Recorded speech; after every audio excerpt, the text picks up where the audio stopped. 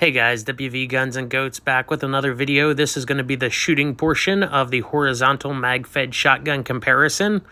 We are comparing the IWI TS-12, the SRM Arms 1216, and the Garaysar TR-19S.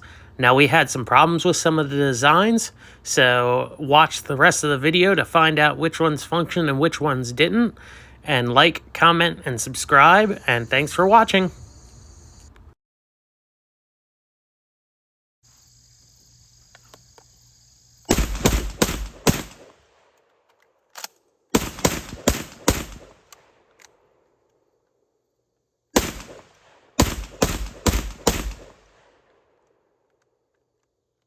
Yep, jammed the last one. There we go. All tubes are empty. All right, so that was some birdshot. So let's try some buckshot rounds here. I got 3 targets downrange. Just gonna put 3 rounds of buckshot in here. This is one of the places that makes the TS-12 really nice because you can top these tubes off, as I said in the first video, instead of wait until they're all empty and then reloading them. So we're gonna take the charging handle out. We're gonna change this to high gas setting. Get our charging handle back in here. A little fiddly, but it's in there right now. So rotate this. It's gonna auto load that first round of buckshot. There it goes. And let's go ahead and shoot. I rotated it by accident. Let's try it again. Ejected all the rounds, locked back when empty. All 3 tubes are loaded up, so we're gonna shoot one, rotate it, shoot that tube, rotate it, and finish it out on the last tube.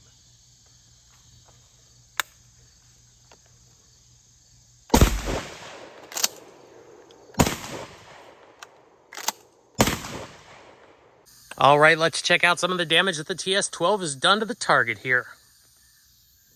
All those pellets there from the birdshot now. That's not a very good defensive round. It doesn't penetrate much at all, so you should keep that birdshot for little birdies. But hey, it's a heck of a lot of fun to shoot targets with it. And then we see up top, we've got the buckshot here. Okay, and that's the 6 rounds of buckshot. That's your better defensive round. Oh, hey guys, shooting that TS-12 at these clay birds gave us a pretty interesting result here. As you see, I dusted 2 of them. However, I shot the center right out of this clay bird. Now that's only about 2 inches, maybe 2.5 inches in diameter. Now we were at 15 to 20 yards, what some would consider an across a large living room shot.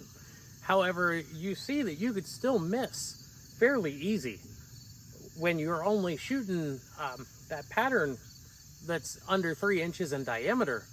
Some people think that a shotgun just sprays pellets out and hits everything in front of you. You don't have to aim it. But this shows that you really can aim the shotgun with buckshot and that the patterns are a lot tighter than what you think they might be. So that's 9 .32 caliber pellets coming out of there, and all 9 of them, well, you know, a majority of the 9, maybe 1 or 2 of them hit out here around it, but a majority of them passed right through a very small target. This is one reason it is very important that you pattern the defensive load that you want to use out of your shotgun to see just how tight or how wide open that pattern is.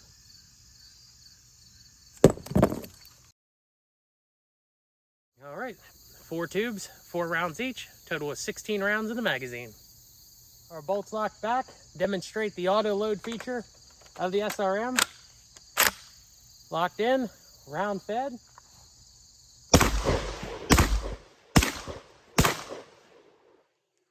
Push up, cycle to the next one. Empty.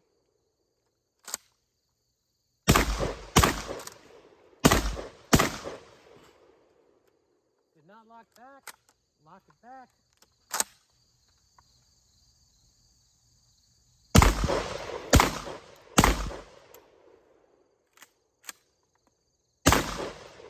We had a little bit of a sluggish operation there. I went and got some of this Lucas gun oil. I'm not sponsored by them. It's just what I like to use on my guns. We're going to put a few drops in here on the bolt.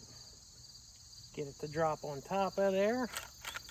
Run the bolt a couple times. You'll see some YouTubers who won't just go and grab lubricant or anything when they're testing guns, and they'll be quick to declare the gun a problem. But I mean, if you ran your engine without oil, it would blow up and seize up too. So why run a gun? It's another mechanical item without lubricant as well. Got 8 rounds loaded, 4 in 2 tubes. We're gonna start off with putting the magazine, shooting the first 4. Then we're gonna take the mag out to simulate a reload and shoot the other 4. One of these tubes is full of birdshot. One of these tubes is full of buckshot. And we'll see what happens. And the troubles began. I don't know what's going on with the auto load feature here, not wanting to auto load. Upon insertion, the magazine would not rotate or automatically feed.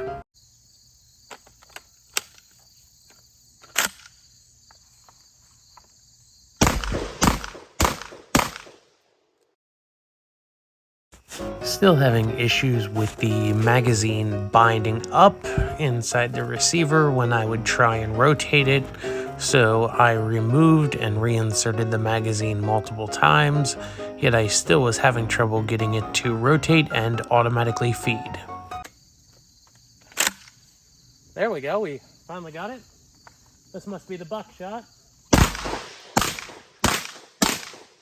It went that time.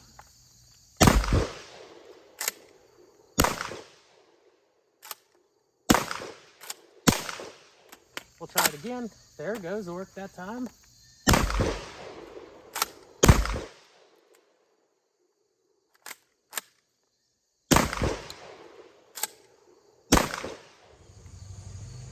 All right, so we had some trouble with the SRM, and I took it in last night and gave it a closer look, and I saw that this pin right here, my little pin, had worked its way out about 1/4 of an inch. So I tapped it back into place.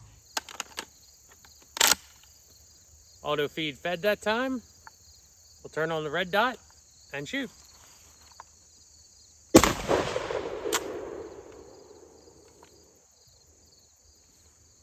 Oh, that's interesting.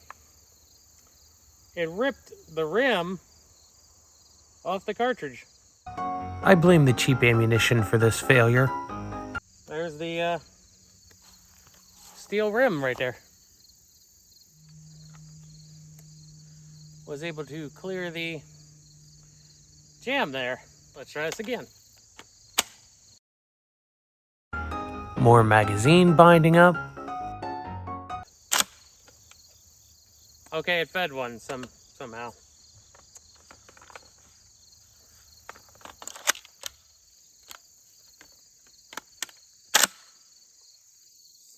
All right, got it to feed.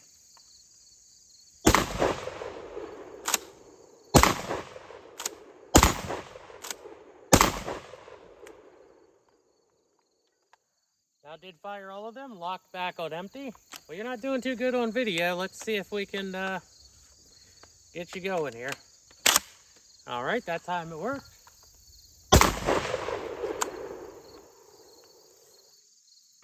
Y'all have probably figured it out by now.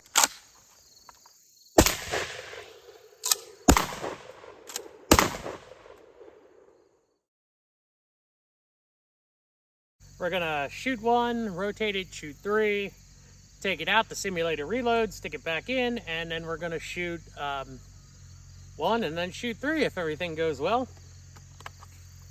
So, get the magazine in there. Get the retaining pin into place. It's still loaded despite my hand being in the way.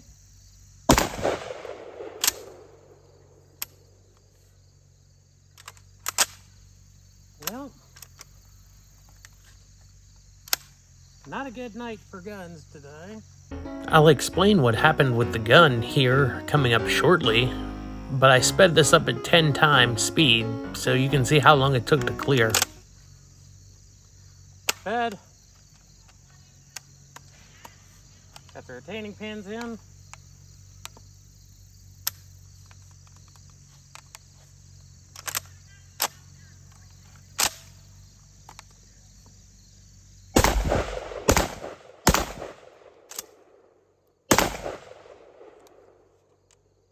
Okay. Take the magazine out.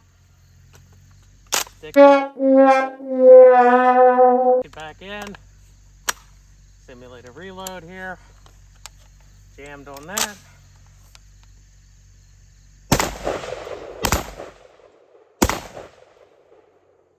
Oh, so not too good there that time. Okay, what we'll do this time, we'll try inserting this magazine sideways so that it doesn't try to auto load one. There we go with that.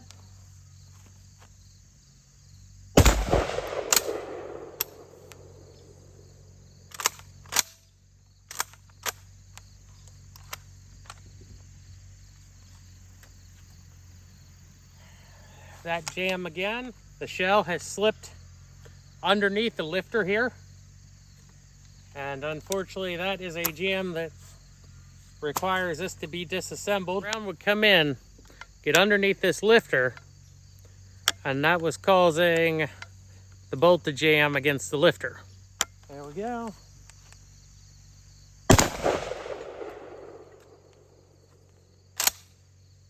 Bad that one.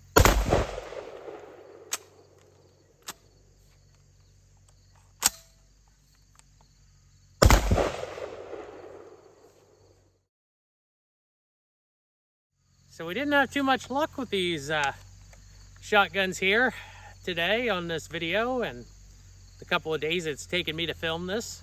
Unfortunately, the TR-19 seems to have developed a feeding issue where the rounds would actually feed into the cavity underneath the lifter, and then it would push the lifter up and it would jam against the bolt. But you know, for a range toy, it still functioned all right, I guess. I really wouldn't bet my life on that shotgun. All right, everybody, SRM Arms 1216, the most expensive shotgun in our comparison, gave us the second amount of problems. Now, none of the problems required disassembling the gun to try and fix them. At most, they required us to reinsert the magazine and relatch it into place. The problems were that the magazine was binding up and not allowing us to rotate it.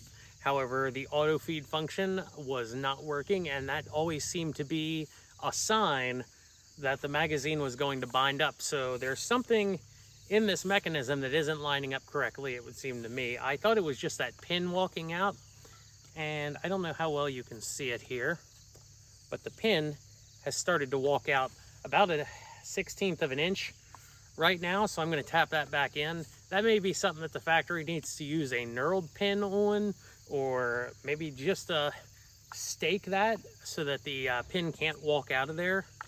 Otherwise, when it did function, it shot very well. It was fast cycling, lightweight. The recoil was light. That's the SRM Arms 1216. The issues that we had wouldn't be a problem as a range toy. However, if you decided to use this for a self-defense firearm,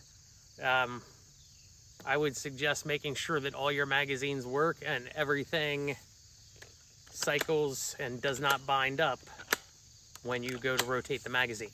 Number one in our comparison of the 3 horizontal mag-fed shotguns, that goes to the Tavor TS-12. Not only is it the shortest of the bunch, it is the most reliable of the bunch.